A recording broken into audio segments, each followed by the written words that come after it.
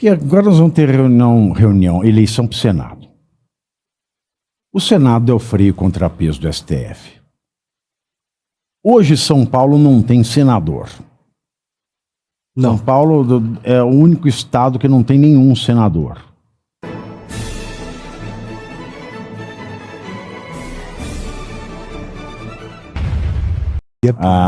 Já que nós estamos falando em piada, quase que todo noticiário político brasileiro recente revela sempre um debate que, no fundo, é jurídico. Quais são os limites institucionais do Supremo Tribunal Federal e como se dá o equilíbrio entre investigação, controle político e preservação da ordem constitucional? A discussão ganhou um novo fôlego após declaração do ministro Guilherme Boulos, que estranha e contraditoriamente afirmou que o STF foi decisivo para a preservação da democracia brasileira, mas ponderou que a Corte não está acima do bem e do mal. A fala traduz uma tensão clássica do constitucionalismo. O tribunal é guardião da Constituição, mas não é órgão soberano. No Estado de Direito, o Supremo exerce jurisdição, não supremacia política. Suas decisões são definitivas no plano jurídico, mas continuam sujeitas à crítica pública, controle institucional e, em certos casos, revisão pelo próprio sistema constitucional. Trocando em miúdos, Boulos exaltou o heroísmo apontando o dedo para a abusividade do STF numa versão moderna e mais rebuscada do malufesco "estou para mais do bata". Esse ponto se conecta com a movimentação do Poder Executivo. Informações de bastidores indicam que o Planalto tenta evitar que a chamada CPI do crime organizado seja usada pela oposição para atingir ministros do Supremo, especialmente Dias Toffoli e o Mussolini da Moca, Alexandre de Moraes. Aqui surge outro aspecto jurídico relevante. CPIs possuem poder investigatório próprio, mas não podem invadir competências do judiciário, nem transformar a fiscalização parlamentar em instrumento de intimidação institucional. O governo, ao tentar direcionar o foco da comissão para atores políticos e não para magistrados, parece agir para reduzir risco de conflito entre os poderes, embora isso também levante questionamentos sobre interferência política na constitucionalmente legítima atividade de controle do legislativo. O terceiro elemento do cenário é o sigilo mantido pela Polícia Federal sobre o conteúdo de 52 celulares apreendidos no chamado caso Master. Do ponto de vista jurídico, o sigilo investigativo é previsto para garantir a eficácia da apuração, preservar provas e proteger direitos individuais. Porém, quando envolve grande volume de dados e possíveis repercussões políticas, o segredo também gera tensão entre transparência pública e necessidade processual. O desafio aqui é conciliar o direito à informação com o devido processo legal e a proteção da investigação. No conjunto, os 3 episódios revelam uma questão comum. O funcionamento do sistema constitucional depende menos da força isolada de cada poder e mais do equilíbrio entre eles. A pergunta jurídica que emerge desse cenário é direta e retórica, infelizmente. O sistema brasileiro está exercendo pesos e contrapesos ou apenas administrando conflitos entre instituições, Diogo? Pesos e contrapesos de forma alguma. O que eu sinto é que os ministros do Supremo estão muito seguros de si em poderem traspassar a Constituição, a lei da magistratura. Para fazer um contrapeso pro Dino, tá difícil. Mas você veja, mesmo naqueles ministros que, na visão de muitas pessoas, estão de um lado mais bem intencionado, o próprio André Mendonça, o que ele está fazendo agora? Ele falou, eu vou esperar 60 dias para decidir se o caso Master vai para a primeira instância ou não. A gente pode dizer que a regra é ruim, mas a regra é muito clara. Tem pessoas com foro privilegiado. Deixa eu te explicar esse ponto, sim, porque esse ponto é interessante. Porque o André Mendonça, ele não abriu o conteúdo total do sigilo. Porque a quebra do sigilo foi pedido pela CPMI do INSS. Então ele devolveu para a CPMI do INSS, que estava preso com a Alcolumbre, ele falou, você devolve para os membros da CPMI. Então quem deve abrir ou não são os membros da CPMI. Enquanto isso, ele, a priori, não sabe, pelo menos formalmente, se existem pessoas com foro especial para prerrogativa de Mas não função. precisa quebrar o sigilo. Caberá o sigilo devolvido aos parlamentares, isso ser revelado ou não para a população. Mas não precisa quebrar todo o sigilo, basta perguntar à Polícia Federal. Nas investigações, há alguém com foro privilegiado? Não. Então é a casa de primeira instância. Ah, mas então, aí o sigilo pode ser quebrado. Problema. Veja outro caso. Porque nós estamos mal acostumados com o Moraes. O Moraes desensinou direito para a gente. O STF, ele não tem competência sobre casos que seriam da primeira instância só porque tem investigado com foro especial. Ele tem competência que seria de foro de primeira instância quando tem denunciados com foro especial. Tem razão, tem razão. Aí o que aconteceu com o processo do Bolsonaro, do 8 de janeiro como um todo, e todas as pessoas comuns que foram julgadas pelo STF sem poder, o STF desvirtuou o próprio direito e a própria jurisprudência sumulada, que diz que o STF só pode se julgar em primeira instância um caso criminal se houver denunciados com foro especial, que investigado não basta. Pois é. Quando a gente vê um juiz fazendo o correto, a gente já não sabe mais.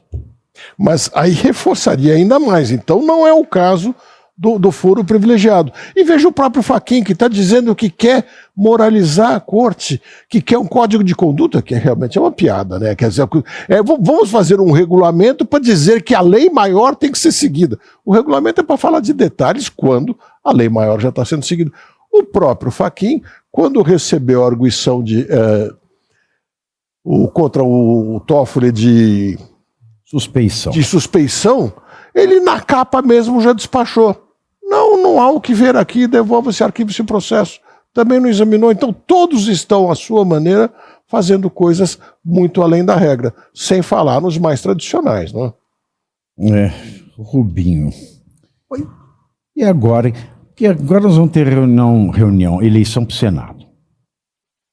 O Senado é o freio e contrapeso do STF. Hoje São Paulo não tem senador. Não. São Paulo é o único estado que não tem nenhum senador. Né? Na recondução do Paulo Gonet, que é tão responsável quanto Alexandre de Moraes pela prisão política do Bolsonaro, a Mara Gabrilli não se tem notícia. O desconhecido, que era o suplente do Major Olímpio, não se tem notícia. E o astronauta estava com diarreia no banheiro. E não votou. Ele marcou presença no placar da casa e não votou. Olha que umas coisas. Devia estar vendendo travesseiro da NASA. São Paulo agora. O derrite está derretendo.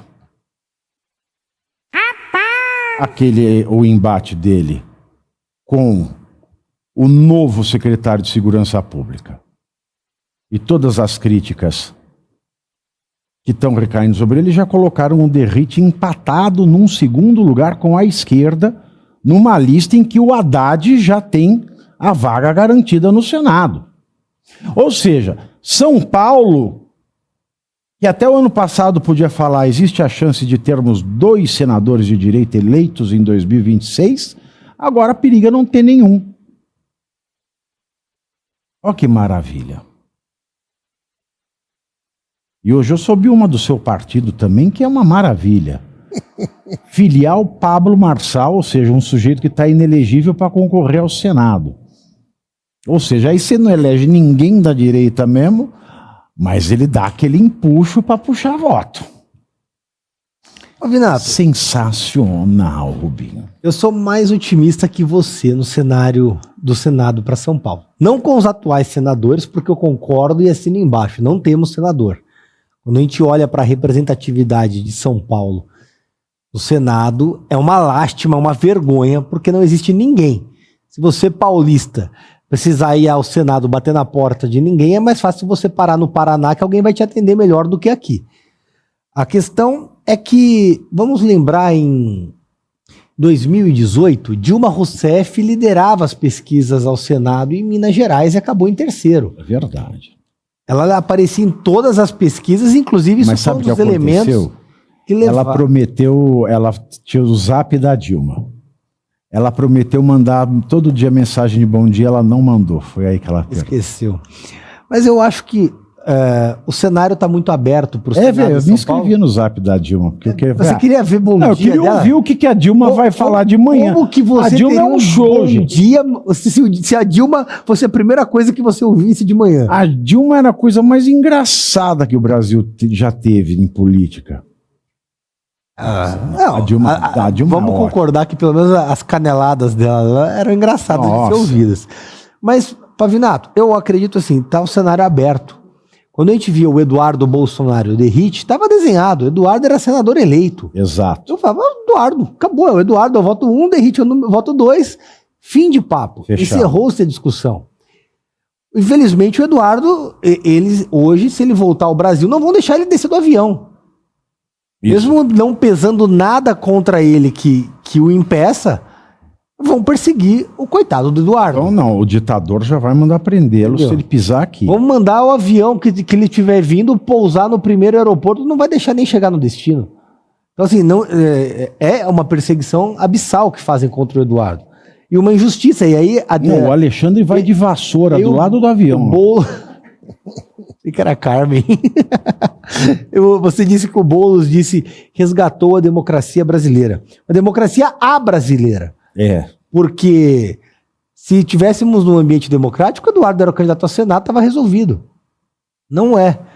Então nós temos uma eleição aberta e o que eu acredito é que após 5 de abril, quando tivermos desenhado o cenário político, naturalmente o voto 1 e 2 da direita vai estar desenhado. Não existe hipótese do Haddad ser o número 1 ao Senado ou ao governo, nem mesmo a deputado no estado de São Paulo. O Haddad não tem chance de ganhar a eleição e não ganhará a eleição em São Paulo. Pode estar liderando a pesquisa, particularmente não tive o desprazer de ver, mas cravo com qualquer um, não dou credibilidade a essa pesquisa e tenho certeza que São Paulo não votará em nenhum petista. Porque é interessante que a gente conversa com os políticos mais antigos, Diogo, e eles falam, não, é um voto da direita e um da esquerda, sempre foi assim. E eu fico pensando, né, que tipo de cidadão vai chegar, fala, hoje eu voto aqui no Derrite e no Haddad, ou na Marina, não vai existir isso. A galera votou na Mara Gabrilli porque não tinha outra pessoa de direita para votar, então o cara foi lá, foi votar no Major, engole a Mara aí, vai. Se tivesse um candidato de direita, Botou na notoriedade dela. Nesse ponto eu concordo muito com o Rubinho, é muito cedo para cravar quem vai ser o candidato. Eu lembro que em 2018 o Suplicy estava eleito um ano antes. Pois é. Ele ficou lá atrás, teve pouquíssimos votos. Então veja que muda muito. O eleitor vai pensar em quem votar para senador 3 dias antes, se não for no próprio fim de semana das eleições. E aí, logicamente, aqueles que forem mais notórios vão ter uma vantagem muito grande. Mas tem muito tempo. Enquanto não tiver todo o quadro de candidatos apresentado, eu acho impossível cravar que o Haddad vai ser o mais votado. Não tem nada cravado. A leitura é essa. Até o ano passado, eu disse o que o Rubinho ele expressou com nomes. 2 nomes da direita já tinham o seu assento no Senado, era Eduardo Bolsonaro e Guilherme Derrite. Hoje, a depender desse momento atual, o Derrite está disputando um segundo lugar de um primeiro que virtualmente seria do Haddad. Pode ser que depois de abril tudo isso mude, mas só de ter essa reviravolta, né, esse cavalinho de pau, esses 180 graus que aconteceu, é claro que com a ajuda do Alexandre de Moraes. É claro que com a ajuda da incompetência do governo Tarcísio de Freitas no que toca à segurança pública. E Pavinato, olha só, as pesquisas apontam o Tarcísio quase reeleito, se não reeleito, no primeiro turno. Como que o eleitor vai votar Tarcísio e Haddad? É. A urna trava, o dedo enrosca, não tem como concluir esse voto. Por isso eu não dou credibilidade a essas pesquisas. Olha, eu não acho sei, que não há Minas dúvida. Gerais votou Zema e Lula. Vale lembrar. Não, o Zema e Lula... Zé- Pequena 2022? parcela. Foi. O Pavinato tá correto. Zema e Ah, Lula. Mas uma 2022, pequena 2022. parcela, que foi aquela diferencinha que fez o É. Lula ganhar. Não foi massivo a ponto de 20 qualquer coisa, 30%. É, porque senador é uma eleição majoritária, né, de nível estadual. Os experimentos de esquerda em São Paulo acontecem em nível municipal. Prefeitura. Que tem, assim, 2 anos de boa administração, aí põe 4 anos de esquerda para quebrar tudo. Aí depois mais 2 anos de boa administração, aí mais 4 anos de esquerda para quebrar tudo. Isso aqui na cidade de São Paulo. Agora, em nível estadual, realmente é mais difícil.